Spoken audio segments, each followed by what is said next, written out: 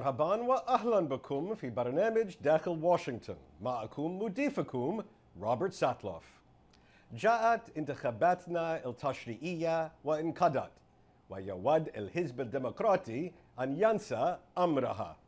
حقق الجمهوريون فوزا كبيرا في مجلس الشيوخ وفي مجلس النواب وفي انتخابات المقاطعات على مستوى البلاد.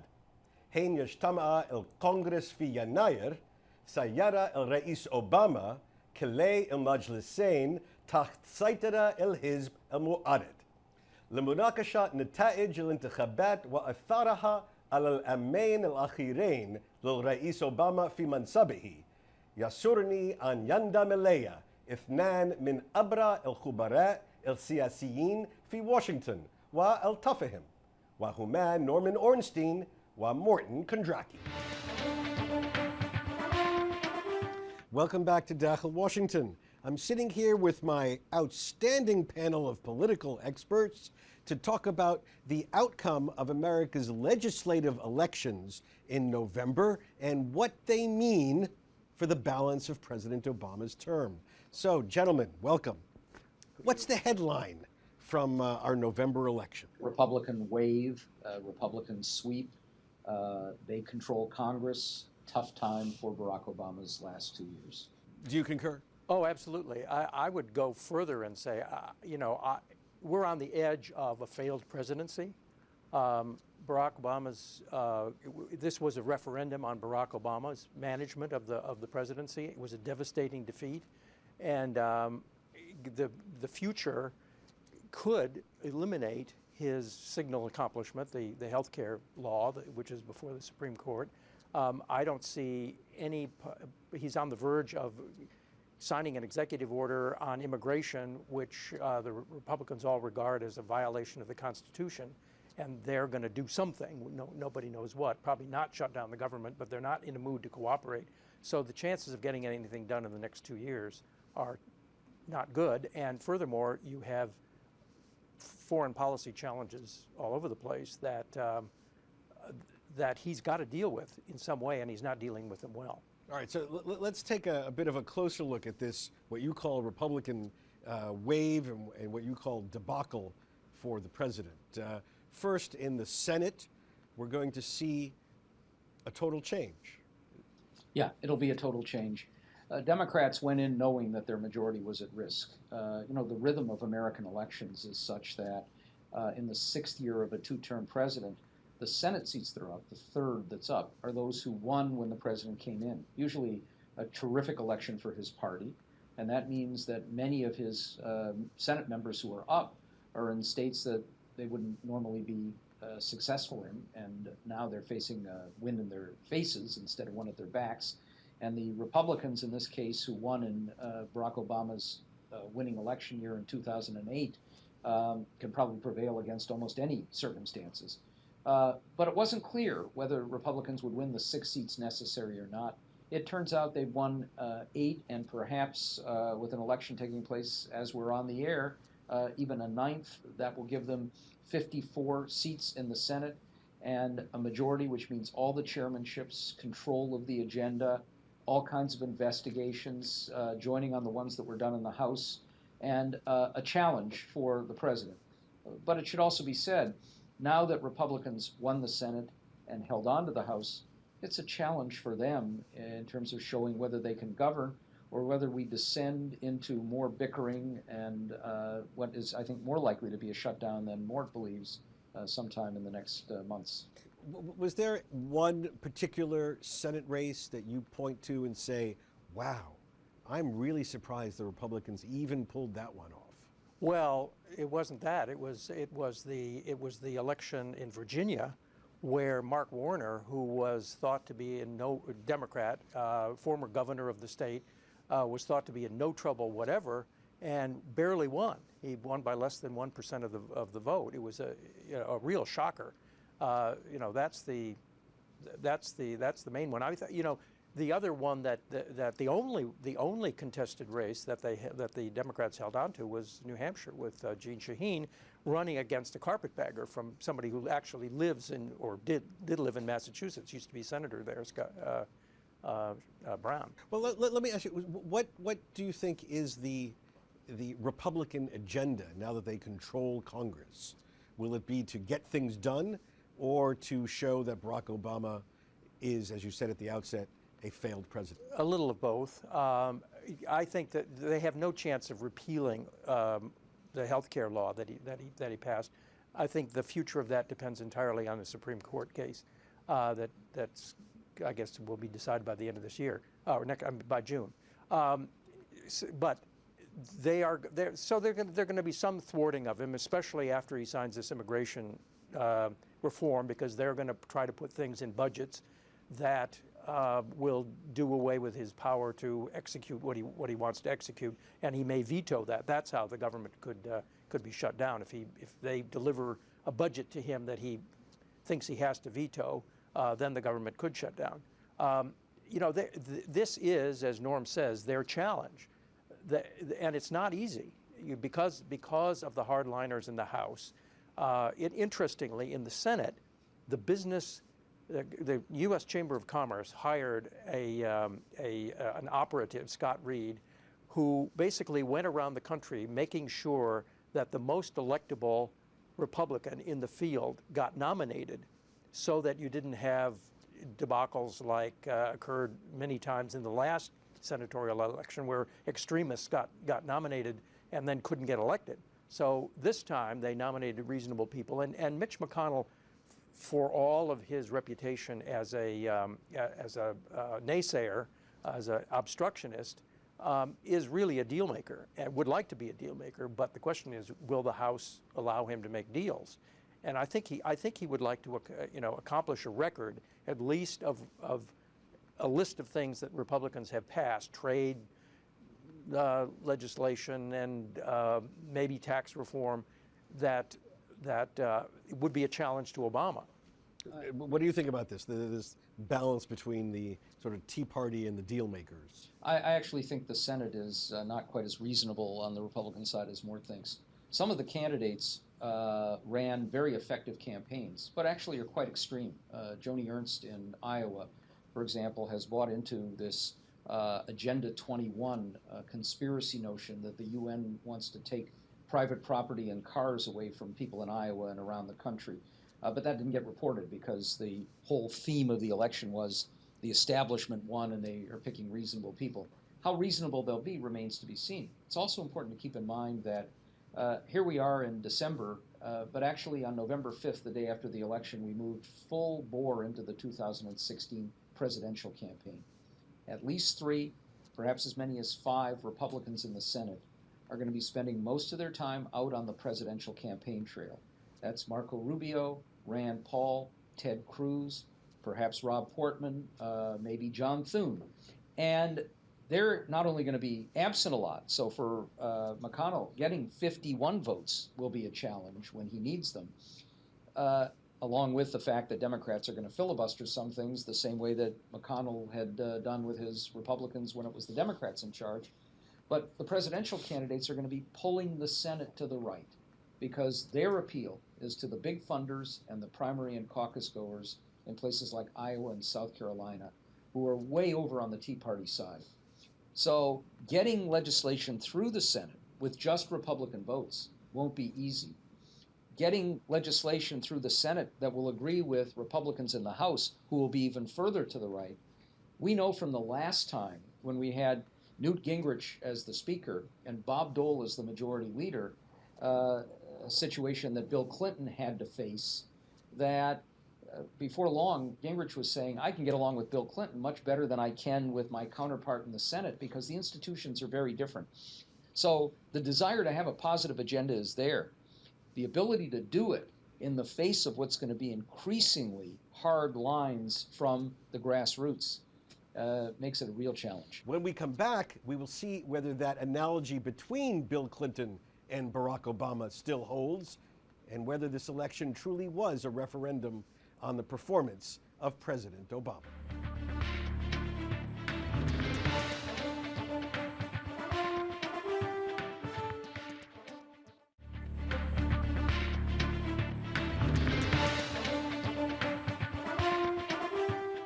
Again, my panel of political experts includes Norman Ornstein.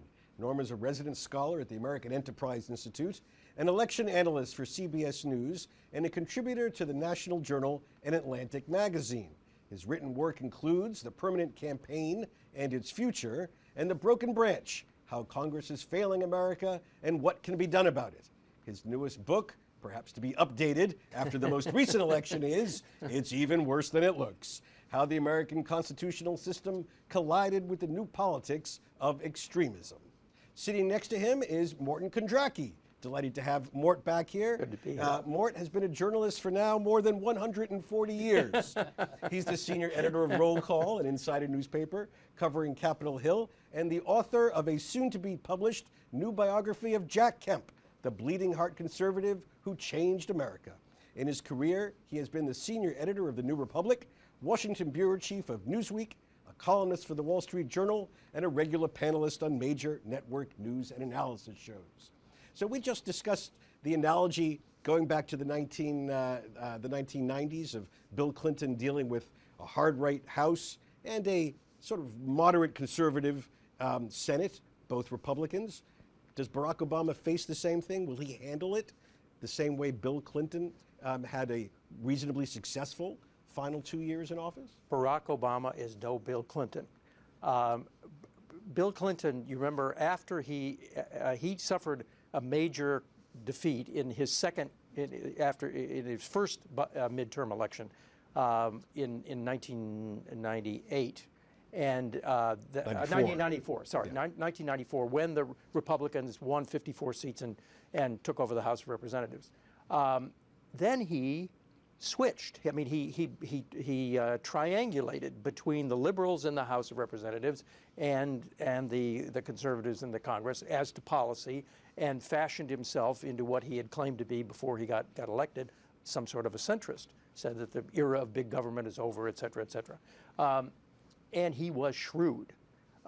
He outfoxed Newt Gingrich time after time after time.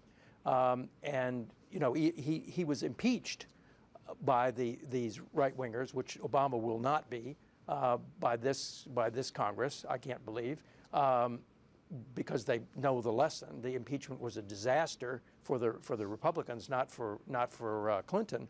And so in spite of that, he got welfare reform passed. He balanced the budget with the congressional Republicans, and he had a successful second term. I do not see a successful second term for Obama. Is Barack Obama Bill Clinton? I have a different point of view. I mean, I think Bill Clinton was a terrific president in a lot of ways. His first 2 years were a pale shadow compared to Obama's first 2 years. He tried to get health care reform and flopped miserably. He had an economic plan right at the beginning, couldn't get a single Republican vote in either house, couldn't hold his own Democrats together. It took him almost 8 months to get it done. He did get it done by one vote in each house. That was the key to the balanced budget further down the road, not much the deals he made with Republicans. Then the Republicans shut down the government in a disaster for them. And then for 1 year, we had cooperation because Newt Gingrich said to his colleagues, if we're going to win a second consecutive term, something Republicans haven't done in the majority since 1928, we're going to have to cooperate with Clinton. That's what brought us welfare reform and a budget deal. And then after Clinton won and Gingrich achieved his goal of getting a second term, and they threw the Republican candidate Bob Dole under the bus for president to accomplish that, we had a very brief period in which they worked together, and then it descended into the abyss. Democrats did well in that second midterm because of the impeachment. And the successful second term, if you look at policy accomplishments, was very, very marginal. It was dominated by impeachment. And in fact, the hope that we had that we would get Social Security reform, for example, and there was a deal on the table, was thrown apart by the impeachment effort. Obama's record of accomplishment, getting a health care reform that Clinton couldn't do, getting financial reform, getting a whole series of other things done in his first 2 years, came in face of a very different kind of Congress. But it's a different world now. And Bill Clinton couldn't be the Bill Clinton that he was, the deal maker, in this particular environment. I would just add, I don't think it's out of the question that we'll see an impeachment effort emerge. One of the things that has just charged up Republicans and especially conservatives, including the radio talk show hosts and the bloggers, is this immigration issue. Now, the fact is, we had a bill that passed the Senate by broad bipartisan margins, and the House did nothing with it. Obama's action is actually marginally different from what George Herbert Walker Bush and Ronald Reagan did. Ronald Reagan and Bush each, actually by executive action, suspended deportation for 1.5 million people at a time. Now we're probably talking 4 million people. But it is going to enrage that base. And I've talked to members and staffers for very conservative Republicans in the House who know, as Mort said, it would be a disaster for them, that they're hearing from their grassroots base, if you believe that what this president did is overreaching, how can you not impeach him? And I think the pressure is going to grow enormously, and it's going to be a real challenge to John Boehner, the Speaker, and Mitch McConnell, the Majority Leader of the Senate, to fend off that pressure. All right, well, let me shift gears. Impeachment is out there as a variable. Let me ask you about how Democrats are going to react to their debacle in November. What did they do to pick up the pieces? Party seems in shambles. A leader who is, you can't say he's popular these days. What does the party do, and who do they turn to fix this problem? Well, they are having their splits now as well. I mean, I should say that one of the lessons of this election, which didn't get as much attention as I thought it would, was that this was a repudiation of the Senate Majority Leader Harry Reid as well, who refused time and time again to allow Republicans to have amendments to bills that he brought to the floor when he brought them to the floor, which is not all that often. And for him to lose 8 seats is really a repudiation of his leadership. So, but he's still leader, and Nancy Pelosi is still the leader in the House of Representatives. And the seats that normally get lost are moderate, seats, so that the Democratic caucus is going to be more liberal than it was before. So, and the liberals in the Democratic Party are louder than they've ever been before. Elizabeth Warren, the senator from Massachusetts, who's a populist liberal, wants to raise taxes, wants to do something with the big banks. She really wants to get after the banking system. And there are Republicans who would like to do that too. If she and, say, Paul Ryan, or she and Rand Paul, Republicans, could get together, they could actually accomplish something. But she's coming at it from way left, and he's coming at it from way right, and I don't see Federal Reserve reform in the offing. There should be Federal Reserve reform, but there probably won't be. Democrats are divided now, and obviously not real happy. They're not so unhappy that they've overthrown their leaders. But we did see, for example, it's a little bit on the inside, but we had a battle among House Democrats for who would be their top person on the powerful Energy and Commerce Committee. Henry Waxman, the #1 figure, retiring. And Pelosi had a very strong choice, and her policy committee that makes the recommendations nominated Anna Eshoo from California. And the Democratic caucus basically said no and picked somebody else, Frank Pallone, which was a slap at the Speaker. There's a division in those ranks. Are they going to be divided on most of the votes? Most likely not. It's true in the Senate. You're going to find some issues, like the Keystone Pipeline, where McConnell can pick off a few Democrats. And he may, in a few instances, be able to get enough to go over 60 so that a filibuster against him won't work, and they'll be able to send things to the president, perhaps, that he will then be forced to sign or veto. But for the most part, Democrats are going to unite against what Republicans in the House and Senate want to do. And they will rally behind the president, as they're doing on the immigration issue right now. The only question among them was timing. And at the same time, they're going to rally, I think, very strongly behind Hillary Clinton. Well, this is, I want to ask you before we run out of time, does the November election hasten or slow down her decision to announce for president? She's going to announce in January, most likely. She has no reason to announce before. What the election does do is enhance her chances of winning a nomination without a serious challenge, or at least having the party officials unite behind her because they're scared to death after this stunning defeat that they could lose everything in 2016. Do you agree with that? Yes. Norm's colleague at the National Journal, Ron Brownstein, wrote a very interesting piece about the danger for Hillary Clinton. It is rare that a very unpopular president is succeeded by a person of his own party. And especially that, I mean, even popular presidents like Dwight Eisenhower are often not succeeded by a president of their own party. So she's got a challenge. But of course, then the Republicans the Republicans may go crazy in their primary system, which will be a gift to her because she's not going to have much opposition. All right, gentlemen, thank you very much. I hope we can have you back again soon. All depends on your travel schedule. And we will definitely be having you back soon, sir. So thank you very much for joining us today on Dakhil, Washington. Yep. بهذا نصل إلى نهاية هذه الحلقة من برنامج داخل واشنطن.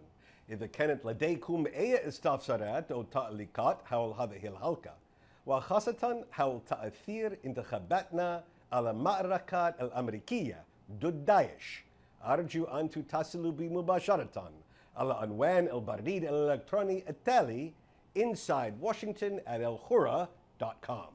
معكم روبرت ساتلوف. شكرا لكم وإلى اللقاء.